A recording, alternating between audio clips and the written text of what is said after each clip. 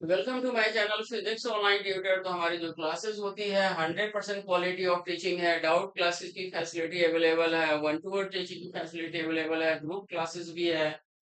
तो हमारा ये कॉन्टेक्ट नंबर है और इस पर आप कॉन्टेक्ट कर सकते हैं और डेमो क्लास ले सकते हैं। और हमारा ये वेबसाइट है physicsonlinetutor.com।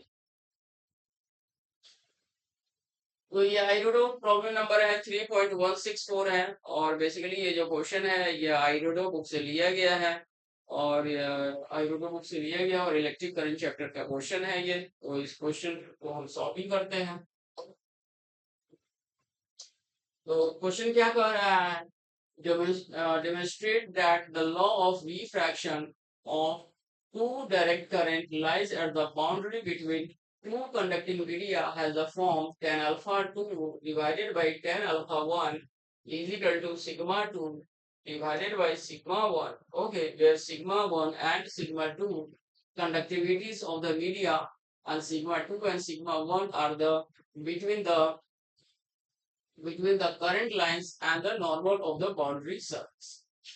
तो बेसिकली जो क्वेश्चन में जो कह रहा है ये जो है डेमोन्स्ट्रेट करने के लिए बोल रहा है किस पर? लॉ ऑफ रिफ्रैक्शन को। लॉ ऑफ रिफ्रैक्शन को कह रहा है जिसमें डायरेक्ट करंट जो है मतलब बेसिकली मतलब हमारा डायरेक्ट करंट लाइन जो है ना वो मतलब boundary between the two conducting media मतलब दो दो कंडक्टिंग मीडिया है। Suppose that okay. तो दो कंडक्टिंग मीडिया है, this is the medium number this one and this the medium number two. Okay. तो दोनों का अलग अलग जो है हमारा कंडक्टिविटी है, तो इसका हमने सिग्मा वन सपोज कर लिया और इसका सिग्मा टू सपोज कर लिया। ओके। और and are the between the current lines at the normal of the boundary surface. तो बेसिकली इसमें जो एंगल जो बन रहा है वो नॉर्मल। सबसे पहले तो हम एक करंट लाइन को अगर हम ड्रॉ करते हैं तो करंट लाइन हमारा जा रहा है तो यहाँ पर ये नॉर्मल ड्रॉ कर रहे हैं। तो इसी तरह हमारा एंगल अल्फा वन हो गया। ओके। और एंगल अल्फा वन हो गया और फिर ये रिफ्रैक्ट करेगा। तो रिफ्रैक्ट करके ऑब्वियसली बात है दूसरे मीडियम में जाएगा। तो ये एंगल हमारा क्या हो गया? अल्फा टू हो। ओके। ये बोल रहा है क्वेश्चन में। और ये हमारा क्या है? डायरेक्ट करंट लाइंस मींस इसको हम करंट डेंसिटी J1 सपोज कर लेते हैं और ये हमारा करंट डेंसिटी J2 हो जाएगा। तो जब भी इस तरह का क्वेश्चन दिया हुआ हो बाउंड्री कंडीशंस में तो इसमें दो कॉन्सेप्ट आपको याद रखना है। दो कॉन्सेप्ट क्या है हमारे?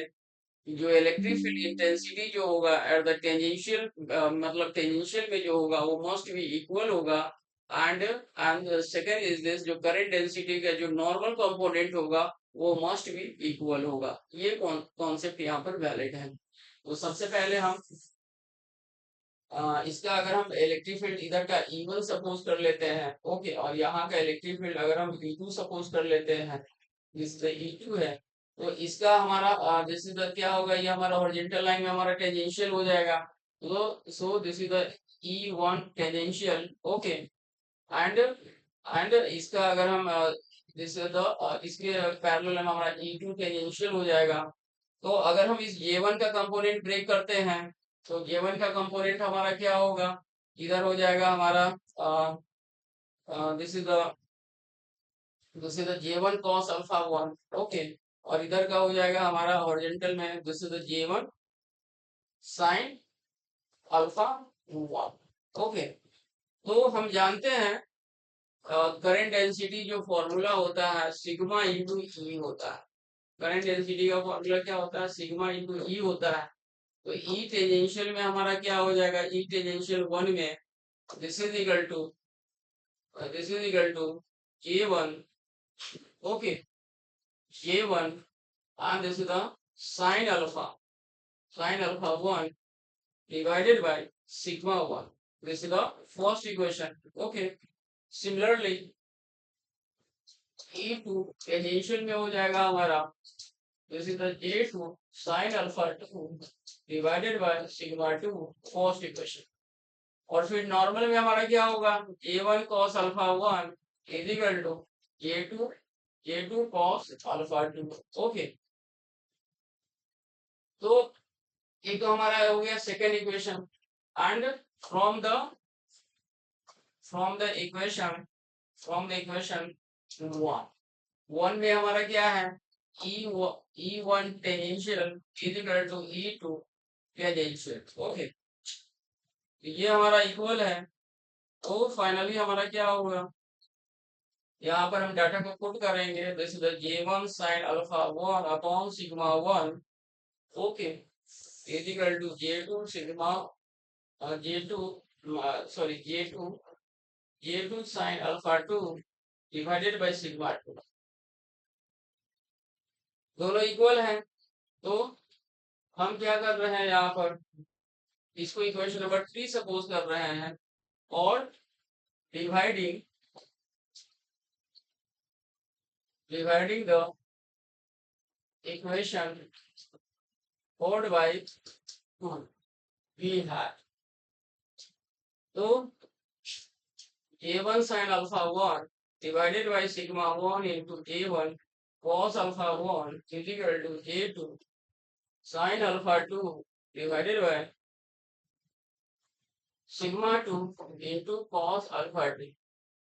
J1 क्या होगा, कैंसिल हो जाएगा, and this is the J2 also, J2 cancel हो जाएगा, so this is the tan alpha sin alpha 1 upon cos alpha 1, this is the tan alpha 1 sigma 1 is equal to sin alpha 2 divided by cos alpha 2, this is the tan alpha 2 divided by sigma 2। तो हमें क्या करना था, हमें ये prove करना था tan alpha 2 divided by tan alpha 1।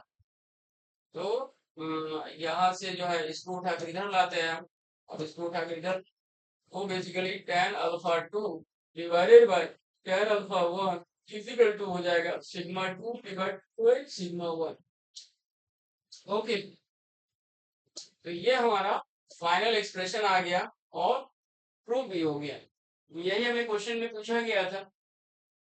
तो बेसिकली जब भी इस तरह का क्वेश्चन हो तो आपको दो कॉन्सेप्ट याद रखना है, electrical field intensity along the tangential जो होगा वो इक्वल होगा, एंड करंट डेंसिटी का नॉर्मल कंपोनेंट भी इक्वल होगा। तो अगर इन केस इस क्वेश्चन में या कॉन्सेप्ट में कोई कंफ्यूजन क्रिएट होता है तो please comment my channel. Thank you so much.